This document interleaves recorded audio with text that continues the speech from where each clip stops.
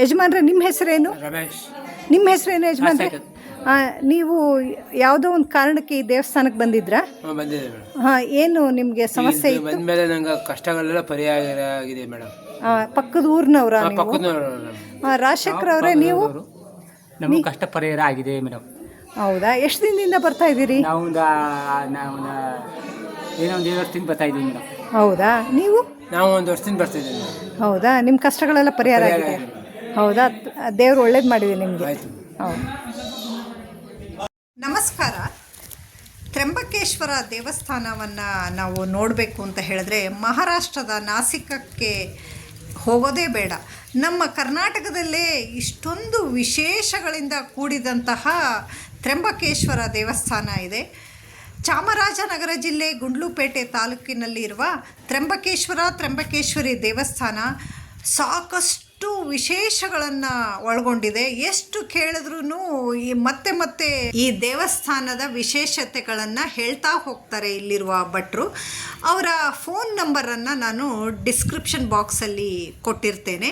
ಪೂರ್ತಿ ವಿಡಿಯೋ ನೋಡಿ ಭಟ್ರು ಈ ವಿಶೇಷಗಳನ್ನು ಹೇಳ್ತಾ ಹೋಗ್ತಾರೆ. ಹಾಗೆ ಈ ದೇವಸ್ಥಾನದ ವಿಡಿಯೋವನ್ನು ನಾನು 2 ಭಾಗಗಳಾಗಿ ಇವತ್ತು ಮತ್ತು ನಾಳೆ ಅಪ್ಲೋಡ್ ಮಾಡ್ತಾ ಇದ್ದೀನಿ. ಯಾಕಂತಂದರೆ ಒಂದೇ ದಿನಕ್ಕೆ ಈ ದೇವಸ್ಥಾನದ ವಿಶೇಷಗಳನ್ನು ಹೇಳ್ತಾ ಹೋದರೆ ಸಾಕಾಗೋದಿಲ್ಲ. ಅಷ್ಟೂ ಚೆನ್ನಾಗಿದೆ ಈ ದೇವಸ್ಥಾನ, ನೋಡೋದಕ್ಕೂ ಚೆನ್ನಾಗಿದೆ. ಈ ಸ್ಥಳ ಮಹಿಮೆ ಅಂತೂ ಅದ್ಭುತವಾಗಿದೆ. ಧನ್ಯವಾದಗಳು. ನೋಡಿ, ಇದು ಸಪ್ತಸ್ವರಗಳು. ಇದು ತ್ರಯಂಬಕಪುರ ಗ್ರಾಮ, ತ್ರಯಂಬಕೇಶ್ವರ ಸನ್ನಿಧಾನದಲ್ಲೇ ಸಿಗುತ್ತೆ ನೋಡಿ. ನೋಡಿ, ಇದು ಈ ಸಪ್ತಸ್ವರ ಕಂಬ ಇರುವುದು ನಿಮ್ಮಂಥ ಭಕ್ತಾದಿಗಳು ತಿಳಿಸ್ಕೊಟ್ಟಿರೋದಂತ ನನಗೆ. ಹಂಪಿ ಬಿಟ್ಟುಕೊಂಡ್ರೆ, ವಿಜಯ ವಿಠಲ ದೇವಸ್ಥಾನ ಬಿಟ್ಟುಕೊಂಡ್ರೆ ಈ ಥರ ಸಪ್ತಸ್ವರ ಸಿಗೋದು ತ್ರಯಂಬಕಪುರ ತ್ರಯಂಬಕೇಶ್ವರ ಸನ್ನಿಧಾನದಲ್ಲಿ ಅಂತ ತೋರ್ಪಡುತ್ತದೆ ನೋಡಿ. ಇದು 1435ರಲ್ಲಿ ನಿರ್ಮಾಣಗೊಂಡಿದ್ದ ಸ್ಥಳ. 2009ರಿಂದ ಅಂದಿನ ತಹಸೀಲ್ದಾರ್ ಕಡೆಯಿಂದ ಅಂತರ VA ಅವರಿಂದ ಗ್ರಾಮಸ್ಥರಿಂದ ಇದು ಬೆಳಕಿಗೆ ಬಂದಿದೆ ಮತ್ತು ಭಕ್ತಾದಿಗಳ ಪ್ರೇರಣೆಯಿಂದ ಗೌರ್ಮೆಂಟ್ ಕಡೆಯಿಂದ ಬೆಳಕಿಗೆ ಬರ್ತಾ ಇದೆ. ಇವಾಗ ನೋಡಿ ಸಪ್ತಸ್ವರಗಳು 7 ನೋಡಿ. ಇದೇ ರೀತಿ ಈ ಸ್ವಾಮಿಗೆ ಬೆಳಕು ಬೀಳುತ್ತೆ ನೋಡಿ. ಈ ಸಪ್ತಸ್ವರಗಳಿದೆ.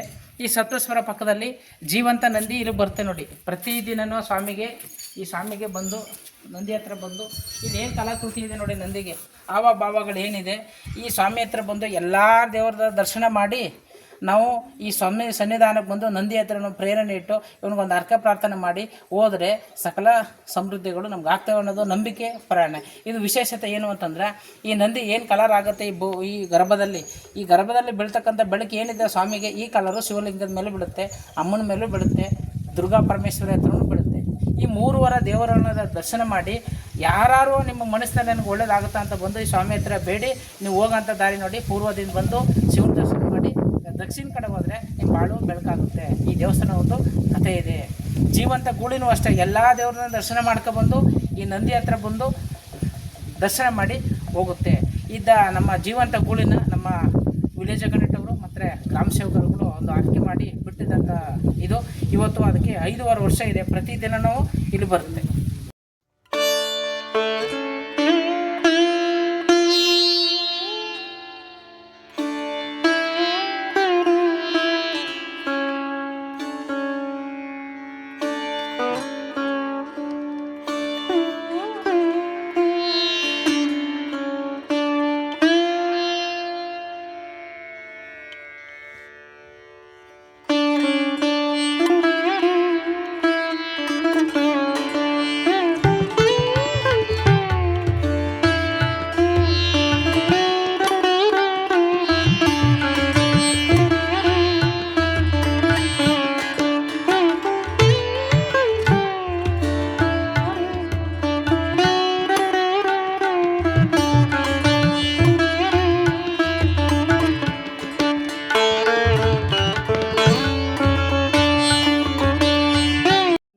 ನೋಡಿ, ಈ ತಾಯಿನ ಹತ್ರ ಭಕ್ತರ ಒಂದು ಕೋರಿಕೆ, ನಂಬಿಕೆ. ಆ ತಾಯಿನ ಪ್ರತಿ ಒಂದು 5 ವಾರ 3 ವಾರ ಮಂಗಳವಾರ ಶುಕ್ರವಾರ ಬಂದು ಈ ತಾಯಿನ ದರ್ಶನ ಮಾಡಿ ಆ ಅಮ್ಮನ ಹತ್ರ ಬಂದು ಭಕ್ತಾದಿಗಳು ಕೂತ್ಕೊಂಡು ಆ ಬಿಸಿಲ ಬೆಳಕಿನಲ್ಲಿ ನೋಡ್ತಾರೆ.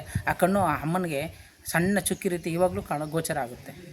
ನಿಮ್ಮ ನಂಬಿಕೆ, ಪ್ರಾರ್ಥನೆ, ಕಾರ್ಯಗಳೇನಿದೆ, ಮದುವೆ, ಸಂತಾನ ಕಾರ್ಯಗಳು ಇತ್ಯಾದಿ ನಿಮ್ಮ ನಂಬಿಕೆ, ಪ್ರಾರ್ಥನೆ ಕಷ್ಟಾನುಕಾರ ಆಗಿದ್ದರೆ ಈ ಸಪ್ತಮಾತೃಕೆಯರು ಮತ್ತು ದುರ್ಗಾದೇವಿಯ ದರ್ಶನ ಮಾಡಿ ಮಂಗಳವಾರ ಶುಕ್ರವಾರ ಈ ತಾಯಿಗೆ ವಿಭಿನ್ನವಾದಂಥ ಕೆಲಸಕಾರಗಳು ಆಗ್ತದೆ. ಈ ದೇವಸ್ಥಾನ ಒಂದು ನಂಬಿಕೆ ಇವಾಗಲೂ ಇದೆ.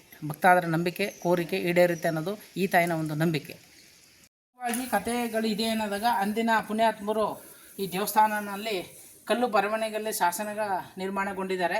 ಇಲ್ಲಿ ನಮ್ಗೆ ತಿಳಿಸ್ಕೊಟ್ಟಂಥ ಅಧಿಕಾರಿಗಳಿಗೂ ಧನ್ಯರು. ನಮ್ಗೆ ಸಾಕಷ್ಟು ಇಲ್ಲಿಗೆ ಬಂದು ಈ ದೇವಸ್ಥಾನ ಹಿಂಗಿದೆ ಅಂತ ಹೇಳಿಸ್ಕೊಟ್ಟಿದ್ದಾರೆ. ನೋಡಿ, ಇದೆಲ್ಲ ಶಿಲಾಶಾಸನಗಳಿದೆ ನೋಡಿ.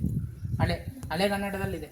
ಇನ್ನು ಓದಂಥವ್ರು, ಈಗ ಓದ್ತಾ ಇರೋದು ಕಲಿತಕ್ಕಂಥವ್ರು, ಈಗ ಈ ಕಲ್ತಿರೋಂಥವ್ರು ನಮ್ಗೆ ಹೇಳಿದ್ದಾರೆ.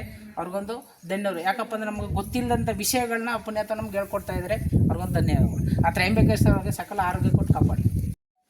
ನೋಡಿ, ಇಂದಿನ ಸ್ಥಿತಿಗಳು 2009ರಿಂದ ಹಿನ್ನೆಲೆ ದೇವಸ್ಥಾನಗಳು ಈ ಥರ ಇದೆ ನೋಡಿ. ಇದು ತ್ರಯಂಬಕೇಶ್ವರಿ ದೇವಿ. ನೀವು ಜೀವಂತ ನಂದಿ ಈಗ ಹೇಳ್ತಿರಲ್ಲ ನೋಡಿ, ಜೀವಂತ ಬಂದು ನಿಂತುಗಳಂಥ ನಂದಿ ಇದೆ ನೋಡಿ. ಇದು ತ್ರಯಂಬಕೇಶ್ವರಿ ನೋಡಿ. ಇಲ್ಲಿರ್ತಕ್ಕಂಥದ್ದು 5 ಪಂಚಲಿಂಗಗಳು ನೋಡಿ. ಹಿಂಗೆ ಈ ಥರ ಇದ್ದದ್ದು ನೋಡಿ. ಇದೆಲ್ಲ ಕ್ಲೀನ್ ಮಾಡಿದ್ಮೇಲೆ ಒಳಗಡೆ ಈ ಥರ ಪೊದೆ ಒಳಗಡೆ ಎಲ್ಲ ಮುಳ್ಳುಗಳಲ್ಲಿ ಇದ್ದದ್ದು ಲಿಂಗ ನೋಡಿ. ಇದು ಯಾಗಶಾಲೆ ಇದೆ ನೋಡಿ. ಮತ್ತು ಇದು ಯಾಗಶಾಲೆ ಇದೆ ನೋಡಿ. ಇದು ತ್ರಯಂಬಕೇಶ್ವರಿ ವಿಗ್ರಹ ನೋಡಿ. ಇದು ತ್ರಯಂಬಕೇಶ್ವರಿ ಗೋಪುರ ನೋಡಿ. ಇದೇ ಗೋಪುರ ಈ ಥರ ಇದೆ ಇವಾಗ ನೋಡಿ. ತ್ರಯಂಬಕೇಶ್ವರ ನೋಡಿ. ಈಗ ಮತ್ತೆ ಎಂಟ್ರೆನ್ಸ್ ಹಿಂಗಿದೆ ನೋಡಿ. ಜೀವ ನಂದಿ ಇದು ನೋಡಿ. ಇದು ದರ್ಬರಾಲು, ಇದು ನಂದಿ ಕಂಬ ನೋಡಿ. ಇದು ದರ್ಬರಾಲು, ಇದು ನೋಡಿ 5 ಪಂಚಲಿಂಗಗಳು. ಇದು 2009ರಲ್ಲಿ ಅಂತ ತೆಂಗಿನಕಾಯಿ ಇನ್ನೂ ಕೊಳ್ತಿಲ್ಲ ಕೆಟ್ಟಿಲ್ಲ ಹಂಗೆ ಇದೆ ನೋಡಿ. ತೆಂಗಿನಕಾಯಿ ನೋಡಿ. ಗಂಜಿ ಪಾತ್ರೆ ಕಲ್ಲು ನೋಡಿ. ಇಲ್ಲಿ ಸೂರ್ಯಚಂದ್ರ, ಖಡ್ಗ, ನಂದಿ, ಶಿವಲಿಂಗಗಳಿದೆ ನೋಡಿ. ಇಲ್ಲಿ ಸುಬ್ರಹ್ಮಣ್ಯ, ಗಾಯತ್ರಿ ದೇವಿ ಇದೆ ನೋಡಿ. ಇಲ್ಲಿ ನಂದಿ ಮತ್ತು ವಿಷ್ಣು ದರ್ಬರಾಲ ಸಿಗುತ್ತೆ. ಇದು ಶಿಲಾಶಾಸನಗಳು ನೋಡಿ. 5 ಲಿಂಗ, 5 ಕಲರ್ ನೋಡಿ. 5 ಲಿಂಗಗಳು 5 ಕಲರ್ ಇದೆ. ಇಲ್ವಾಗೆ ಸೂರ್ಯನ ಬೆಳಕು ಇಲ್ಲಿರುತ್ತೆ.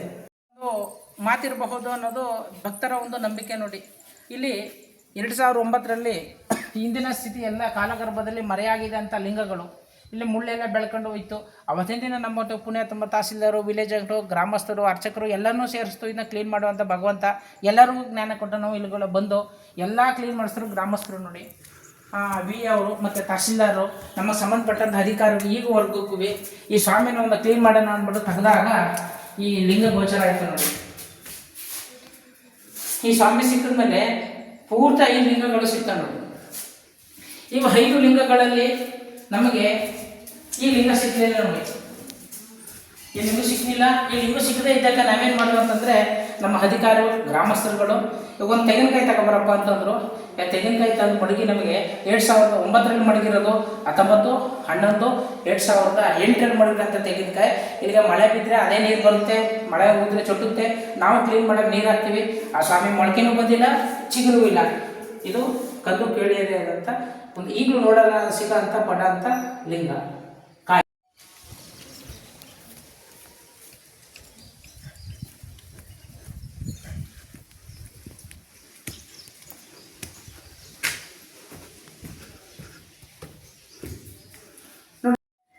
ನೋಡಿ, ಇದು ತ್ರಯಂಬಕೇಶ್ವರಿ ದೇವಸ್ಥಾನ. ಈಗ ಸಮಯ ಬೆಳಕು ನೋಡಿ ಈ ರೀತಿ ಇದೆ ನೋಡಿ. ಇದು ಯಾವುದೇ ಲೈಟು ದೀಪ ಏನೂ ಹಾಕಿಲ್ಲ. ಅಲ್ಲಿ ಬೆಳತಕ್ಕಂಥ ಬೆಳಕು ತ್ರಯಂಬಕೇಶ್ವರಿ ದೇವಿಗೆ ಯಾವಾಗಲೂ 3 ಬಣ್ಣ ಚೇಂಜ್ ಆಗುತ್ತೆ. 3 ಬಣ್ಣ ಹೆಸರು ಲಕ್ಷ್ಮಿ, ಪಾರ್ವತಿ, ಸರಸ್ವತಿ. ಪ್ರತಿನಿತ್ಯ ನೀವು ಎಲ್ಲ ಭಾಷೆಯಲ್ಲೂ ಮಾತಾಡ್ತಂಥ ಶ್ಲೋಕ ಸಂಸ್ಕೃತ ಸರ್ವಮಂಗಳ ಮಾಂಗಲ್ಯ ಶಿವೇ ಸರ್ವಸಾಧಿಕೆ ಶರಣ್ಯೇಶಿ ತ್ರಂಬಕೆ ಗೌರಿ ನಾರಾಯಣ ನಮಸ್ತೆ ಈ ಶ್ಲೋಕ ಹೇಳ್ತೀವಿ. ಆ ಜಗನ್ಮಾತೆಯ ಹೆಸರು ಇಲ್ಲಿದೆ ನೋಡಿ. ಪ್ರತಿಯೊಂದು ಹೆಣ್ಣು ಗಂಡಾಗಲಿ ಈ ಶ್ಲೋಕ ಗೊತ್ತಿರೋಂಥ ವ್ಯಕ್ತಿತ್ವಗಳು ಈ ದೇವರ ಹೆಸರಿದೆ ನೋಡಿ. ಇದನ್ನೇ ತ್ರಯಂಬಕೇಶ್ವರಿ ದೇವಿ ಅಂತ ಕರೀತಾರೆ. ಈ ತಾಯಿಗೆ ಒಂದು ವಿಶೇಷತೆ ಏನು ಅಂತಂದರೆ, ಸೂರ್ಯನ ಬೆಳಕಿನಲ್ಲಿ ತಾಯಿ ನಗ್ತಾಳೆ. ಆ ನಗದ ಟೈಮ್ನಲ್ಲಿ ನಾವು ಬಂದ ತಾಯಿನೇ ನೀವು ದರ್ಶನ ಮಾಡಿದ್ರೆ ನಿಮಗೆ ಸಕಲ ಸಂಪತ್ತು ಭರಿತವಾಗಿ ತಾಯಿ ನಕ್ಕಿ ಕೊಡ್ತಾಳೆ. ಅದರಲ್ಲಿ ಒಳ್ಳೆ ಮನಸ್ಸಿನಿಂದ ಪ್ರಾರ್ಥನೆ ಮಾಡಿ, ಒಳ್ಳೆ ಮನಸ್ಸಿನಿಂದ ಬನ್ನಿ. ಈ ಸನ್ನಿಧಾನದಲ್ಲಿ ನೀವು ಯಾವುದಾದ್ರು ಒಂದು ತಮಾಷೆ ಆಗಿರ್ತಕ್ಕಂಥ ನಗುಮುಖದಲ್ಲಿ ಹೋಗಿ ನಿಮಗೆ ಎಲ್ಲನೂ ತಾಯಿ ನಗುಮುಖವಾಗಿದೆ ಕೊಡ್ತಾಳೆ. ಆರೋಗ್ಯ, ವ್ಯಾಪಾರ, ಉದ್ಯೋಗ, ಸಂತಾನೆ, ನಿಮ್ಮ ವಿದೇಶಕ್ಕೆ ಹೋಗೋ ಅವಕಾಶಗಳನ್ನೂ ಪಡೆದಿದ್ದಾರೆ ಈ ತಾಯಿಯಿಂದ.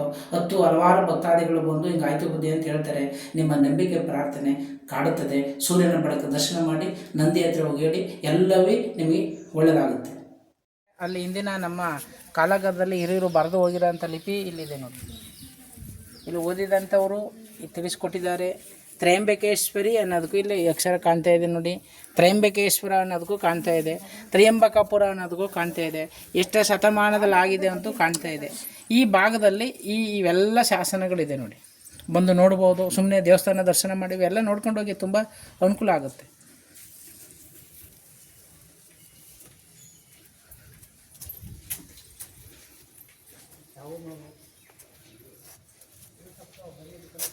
ಇದು ಮಾಡ್ಬೇಕಾ? ಸಪ್ತಸ್ವರಗಳು. ಒಂದು ಎರಡನೇ ಗತಿ